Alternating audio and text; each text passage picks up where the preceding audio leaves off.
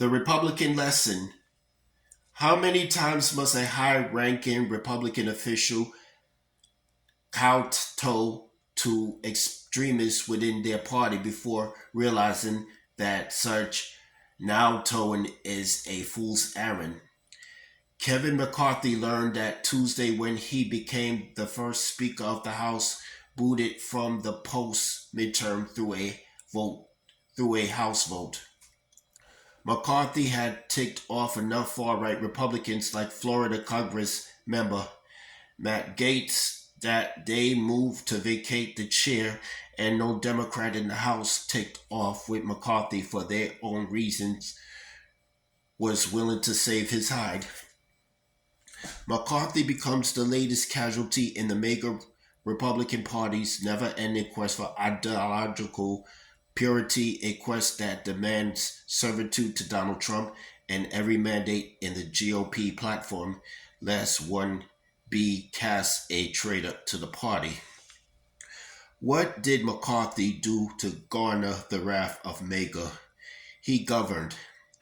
Facing a government shutdown, McCarthy struck a deal with the Senate and House Democrats, not to mention President Biden, on a funding resolution to keep the government open.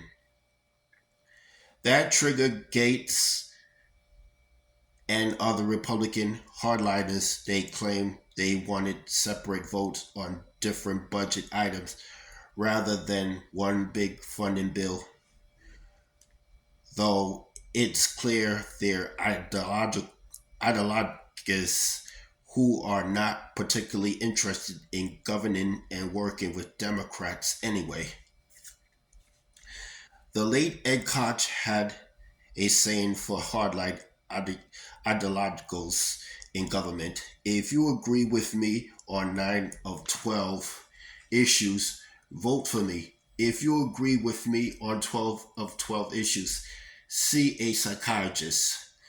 Those who were elected to the House of Representatives are supposed to be there to govern. Not everyone gets everything they want in government. That's by design. One party at various times will control the agenda, but to get anything substantial done and keep government running, they need to work with their political opponents. Often that means departing from ideology for the good of the country. The concept has been lost in the Republican Party, and it's time Republicans snap out of their stupor and remember who they are. Hardliners like Gaetz will never understand that and are not particularly interested in doing what's best for the country.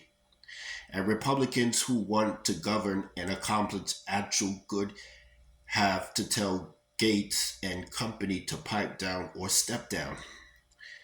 They can start by reclaiming control of their own party and electing a consensuous speaker who can advance a conservative agenda while still working with the Senate, House Democrats, and the president.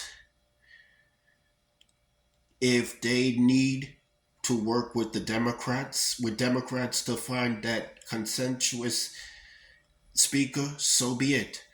We believe House Minority Leader Hakeem Jeffries of Brooklyn, who has said he's willing to work with Republicans to find censors, can either be that speaker or can get enough Democrats and a handful of Republicans in purple districts to support a reasonable Republican for that role.